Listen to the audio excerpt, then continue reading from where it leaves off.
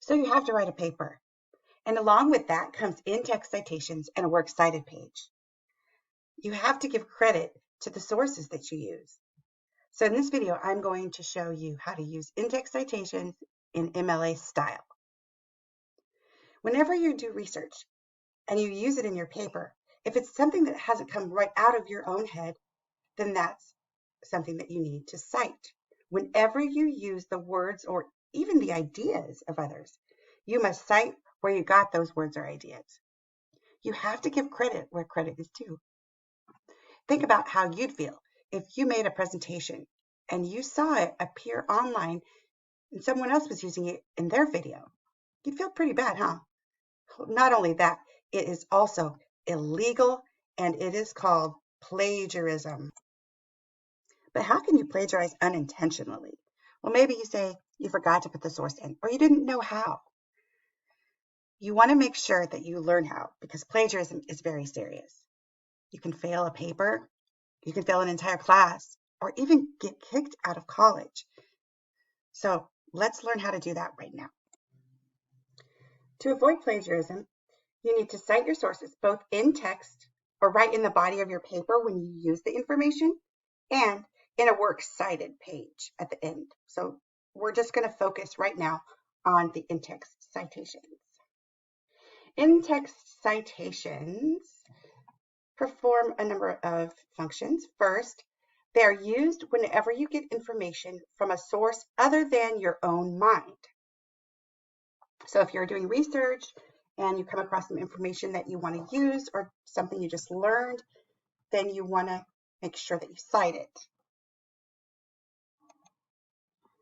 In-text citations also give credit to the author or the organization that was the source of your information by giving the name and page number of the source.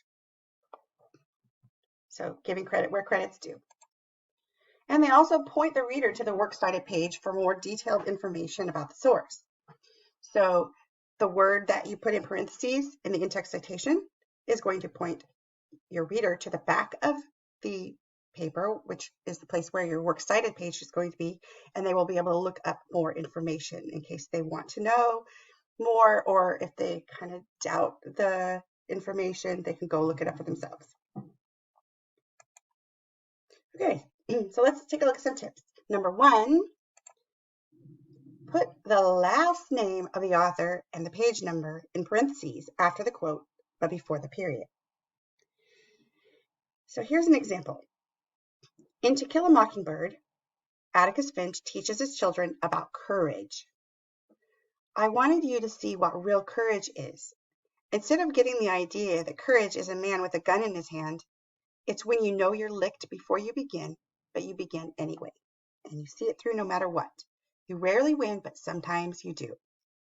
Notice the quotation marks around the quote that I wanted to put in to the paper, and then notice at the end, in parentheses, I have the author's last name from To Kill a Mockingbird and the page number where that quote appears.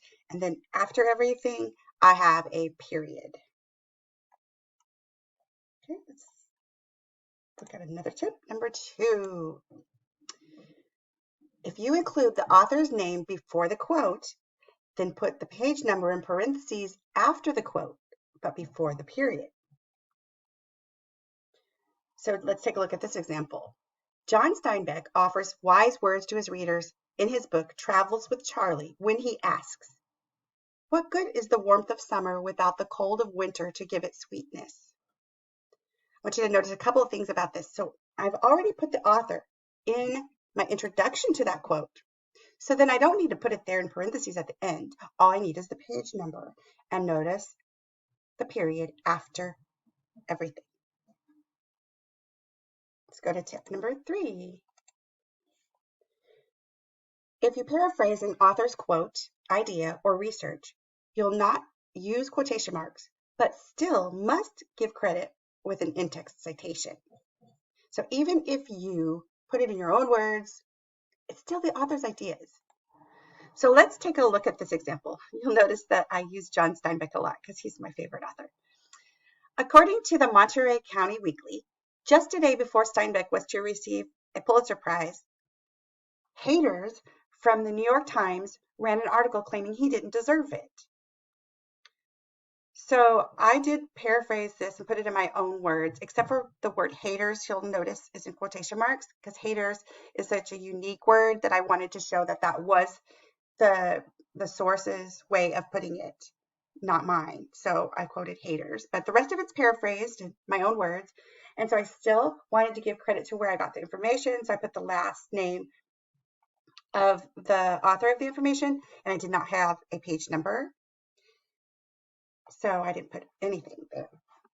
Let's go to the next tip. Number 4. If your source is a website, video, or interview and has no page numbers, just put the author's name in parentheses after the quote or paraphrase, but before the period. Let's take a look at this example. Steinbeck's dog, Toby, apparently ate half of the first manuscript of Mice and Men.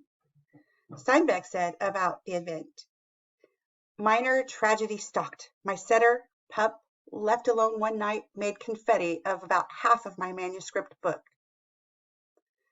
So notice that I put the information and then also the quote from Steinbeck, and then it was from a website that I got my information. So I didn't have a page number, but I did have an author, so I put the last name of the author there, and in the end, after everything, the period. Tip 5. Whether it's an online source or a print source, if you do not have an author, use a shortened version of the title of the book or article. Let's take a look at this example. Steinbeck was awarded the Nobel Prize for Literature in 1962 for his realistic and imaginative writings, combining, as they do, sympathetic humor and keen social perception. So notice that I put the information and quote here, but I didn't have an author and I didn't have a page number, and I got this from an online article that was just titled John Steinbeck Biographical Information. So I put just a shortened version of the title there. And after everything, the period. So remember, always cite your sources, whether they're quoted or paraphrased. If it didn't come from your own mind, then you need to cite it.